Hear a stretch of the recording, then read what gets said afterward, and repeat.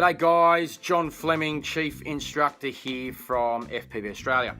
I'm sorry I'm not in my studio, so there's a curtain behind me. Normally you'd see the logos, and I'm not in my studio, but I needed to put this video together now because it's all in my head, and I've been doing a bit of reading online, and the time is right for me to do this. So back in April or May, I think it was this year, I put out a video that gave information about the new rules and regulations that were coming out for the drone industry in September. We'll call them the Sub2kg rule because that's what we all know it as, and that's what's caused the most argy-bargy online, the Sub2kg rule. You know what it is, I don't need to tell you what it is, but anyway.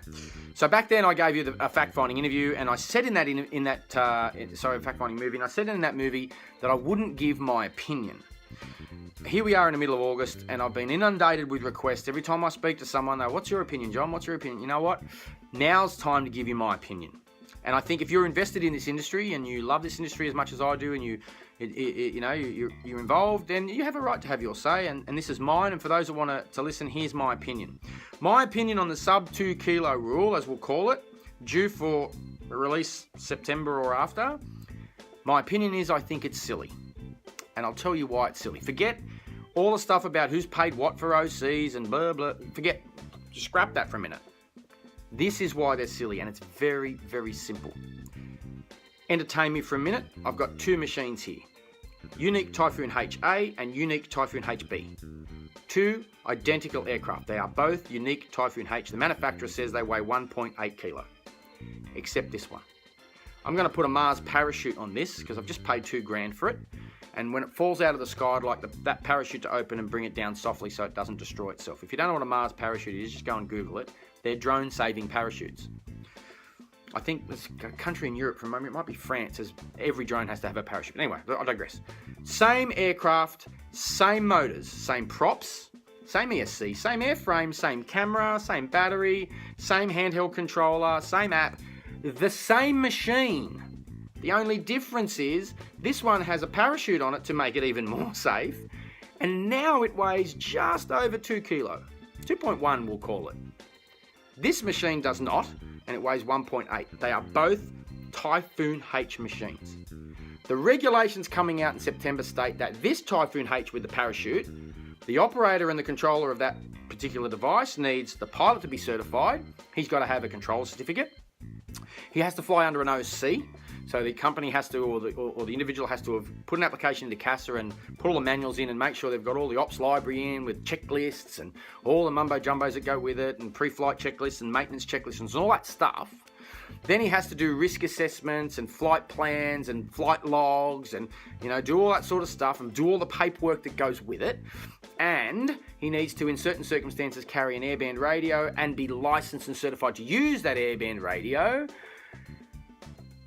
as we would expect, because that machine's going to go places where you need to know what it's doing. So I'd expect that. But yet this Typhoon H, the same machine as this one, does not. Doesn't do anything. He can go and buy it, get online, put his registration in, and 5 days later, according to the new regs, he can go fly.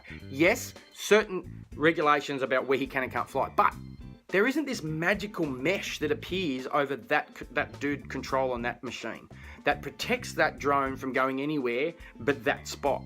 That doesn't happen. Both of these drones, the Typhoon H, have the ability to go 1.6 kilometers straight up.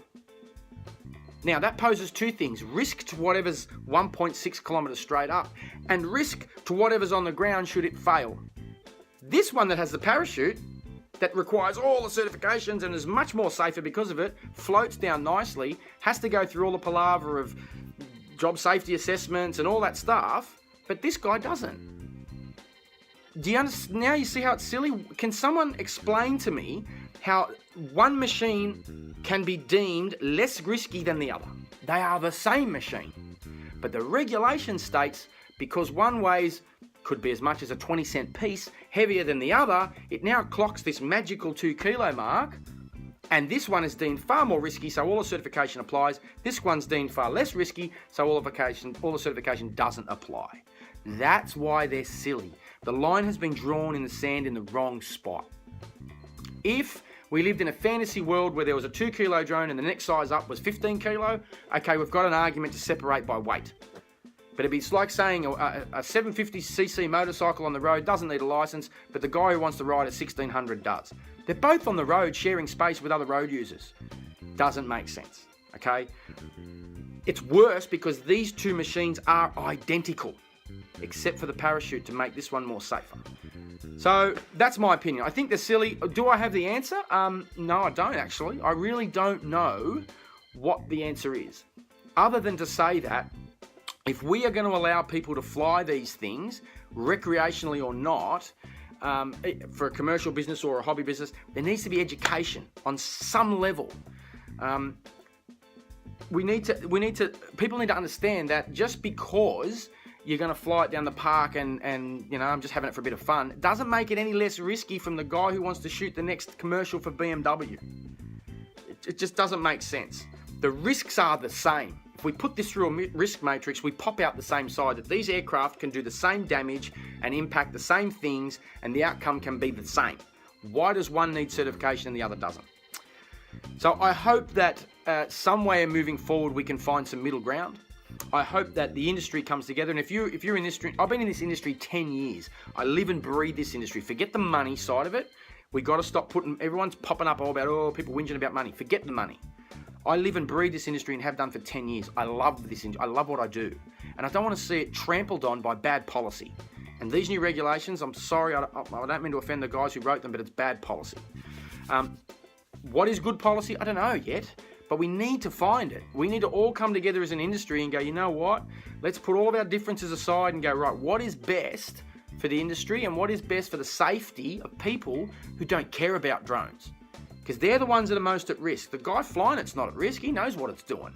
It's the other people out there that don't either care or even know it exists that we need to think about. It's not just manned aviation. It's not just people on the ground. It's a combination of all of that. So I think common sense approach needs to be taken here and go, okay, if these two machines are capable of doing exactly the same thing, then why are we treating them differently? I don't know either. So, happy to take your emails on that. I really do hope we can look back in 12 months from now and go, whew, geez, we went through a rough trot there, but now we're in a good place and we're moving forward in strides. The technology has caught up so quickly that as little as 4 years ago, the friend of mine who flies around an aircraft didn't know what a drone was if he fell on it, let alone hit it in his aircraft. The guys down the park there who were sitting around or at the beach having a good time wouldn't have known a Phantom if they fell on it. Now they're buzzing up and down the beach every day. So it's only because technology has moved so fast that we find ourselves in this position. But we need to fix it. We need people within the industry who are in it, and we need people who are not yet in the industry to come and have their say as well. Not just guys who fly planes and dudes who've been flying drones for 10 years like me. Let's get guys who want to come into the industry now. Let's get their opinion on what they want to do and how they want to see it unfold. And find a roadmap ahead that is going to benefit everyone and everything. Until we do that, I'm fearful that this industry is going to implode. And there are going to be a lot of people who've invested time and energy and passion, forget the money, time, industry and passion, into something that implodes. And I think that's a shocking thing to happen. So that's my opinion. Send me an email, john@fpvaustralia.com.au if you want to get to me, www.fpvaustralia.com.au if you want to jump on the website and there's information there, or send us an email. Call us 02 6112 8551. Always happy to discuss. I'm open to all suggestions.